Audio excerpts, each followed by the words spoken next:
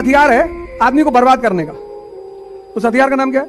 और जिस दिन तुमने उस हथियार को अपने हाथ में लेकर पलटवार कर दिया, मन खत्म। ये मन का हथियार है। इसे कहो योग करना है, कहेगा कल। इसे कहो ध्यान करना है, कहेगा कल। इसे कहो पढ़ना है, कहेगा कल।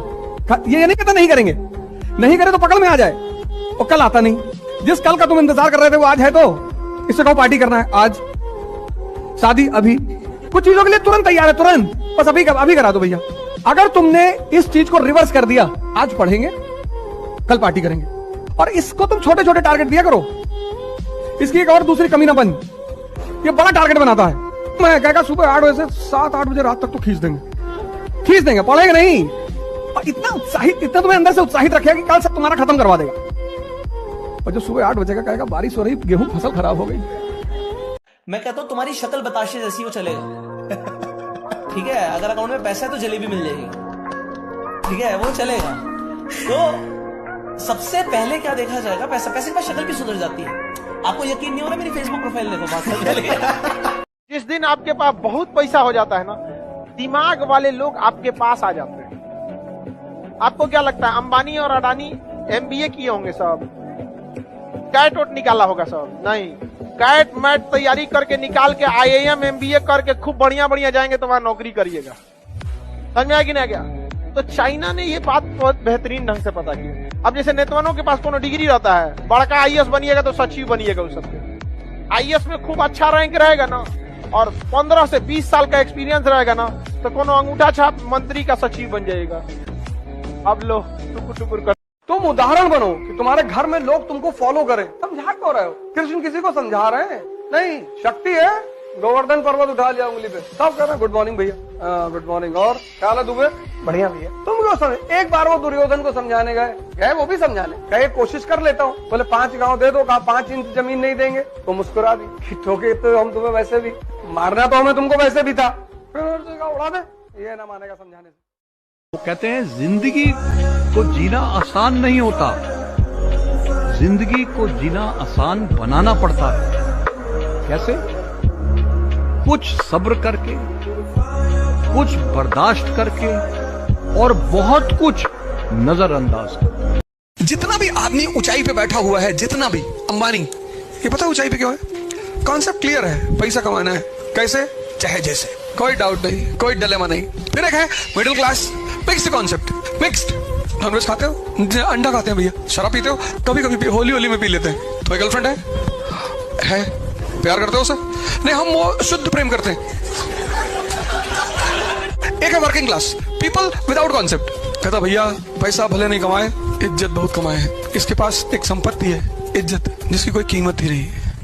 4 बीघे में एक से एक मकान है अमेरिका, तुम जाओ देखो तो। पॉपुलेशन डेंसिटी ऐसी है, 12 से 5 गुना बड़ा है। 30 करोड़ पॉपुलेशन है, जनता है ही नहीं। हाईवे पे निकल जाओ, कोई दिखाई नहीं पड़ता। 200 की स्पीड पे गाड़ियां भाग रही हैं। अगल बगल हिंटरलैंड में कोई है ही नहीं। वैगनार नहीं, वैगनार तो 80 की बात चिल्लाने लगती है, रहने। वैगनार तो ये शहर वैर के लिए बनी। हिंदुस्तान का एक आदमी ने सब कुछ अपना बेच। सिविलियन के साथ रहते हुए देखे हो? नहीं, आर्मी वाला रोटी भी खाता है फोर्क और नाइफ से। डिसिप्लिन है ना। सिविलियन हमारे जैसा आदमी दाल चावल सब डाल के पूरा खींच का मारा, एकदम आधे मिनट में पूरी ताली खत्म। इतने में तो बहुत मारेगा वो army officer. Difference between you and animals. दुनिया गई भाड़ में, दुनिया क्या सोचेगी इस चक्कर में? कभी दुनिया के सक्सेसफुल लोग नहीं रहते, कभी नहीं रहते। मुकेश अंबानी ने नहीं सोचा, दुनिया बोलेगी साला नाई की दुकान खोल रहा हूं मैं। मुकेश अंबानी ने नहीं सोचा ये नहीं सोचा। टाटा ने ट्रक बनाता था, स्तुति बोलती थी कि नमक बेचूंगा तो दुनिया क्या कहेगी। कभी नहीं जिंदगी में। रिलायंस ने जूतों के शोरूम खोले, नहीं सोचा। अपनी जिंदगी में लोग क्या कहेंगे, ये गरीबों का मूल मंत्र है। लोग क्या कहेंगे ये मायने रखता है उनके लिए। लेकिन जो लोग जिंदगी में, जिनको लोग सौभाग्यशाली कहते हैं ना, अरे रे ये तो सौभाग्यशाली है, टाटा बिरला डालमिया सिंघानी आज अंबानी। सौभाग्यशाली नहीं, कितना त्याग और तपस्या की होगी, कितने सुखों को छोड़ा होगा, और कितनी बार लोगों की भक्तियां सुनी होगी, कितनी बार लोगों के कुछ न कुछ ऐसे चुभते हुए बातें सुनी होगी जो जीवन में तकलीफ। इतिहास ने मुझे बहुत कुछ सिखाया, और उसमें एक चीज ये सिखाया कि बड़ों से लड़ते रहो। और छोटों को गले लगा लो। बड़ों से लड़ते रहोगे, वो तुम्हें दुत्कारते रहेंगे। वो जब तक तुम्हें दुत्कारते रहेंगे और अगर तुम जिंदा हो तो तुम्हारा अहम उठकर खड़ा होता रहेगा और वो अहम तुम्हारी ताकत बन जाएगा। जब तुम चाटुकारिता करते हो तो तुम बने तो रहते हो लेकिन खत्म हो जाते हो। हमसे लोग कहते थे तुम्हारे बाप पोस्ट ऑफिस में थे, हैं तुम इतनी बड़ी बड़ी बातें करते हो। मैंने कहा मेरे फादर से मुझे क्यों देख रहे हो? मेरे फादर क्या थे वो मेरे फादर जाने। अब राहुल गांधी अगर नरेंद्र मोदी से कहें कि तुम्हारी औकात क्या है तो राहुल गांधी को शोभा नहीं देगा। तुम इतनी बड़ी औकात पाकर अभी तक लड़ रहे हो और वो आदमी खदान से उठा और इतनी ऊंचाई पे पहुंच गया। मायावती, मुलायम सिंह यादव, लालू यादव, हिस्ट्री कुछ भी कहे इनके बारे में, लेकिन व्यक्तिगत अचीवमेंट इनकी बहुत बड़ी है सर। एक राजा साहब थे, सुनिए ध्यान से। राजा साहब के पास ना बहुत विद्वान टीचर थे। तो उस राजा साहब के साम्राज्य के जितना गधा था सब, वो एक दिन स्ट्राइक पे चला गया। कहा हमें भी शिक्षा का अधिकार मिलना चाहिए।